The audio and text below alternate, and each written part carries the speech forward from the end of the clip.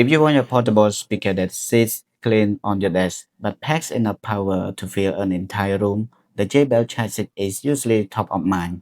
Today, we're taking a quick, no-nonsense look at what makes this speaker worth considering. Visually, JBL kept the iconic cylindrical design, but added a super handy removable carrying strap. The control button sits right on the top, and the entire body carries a RAC IP68 rating, meaning it's completely waterproof, dustproof, and drop resistant. Where it really lives up to its name is versatility. You get up to 28 hours of playtime with Playtime Boost, fast USB-C charging, and a built-in power bank so you can charge your smartphone directly from the speaker while listening. Plus, it supports lossless audio playback over USB-C. Under the hood, JBL integrated their AI sound boost algorithm to deliver maximum acoustic output with minimal distortions. And with AutoCast on board, you can easily pair multiple JBL speakers together for a multi-room setup. Now, the big question, is the charger the right size for you, or should you save some space and money with a smaller JBL Flip 7? Check it out on my channel to see my side-by-side comparison between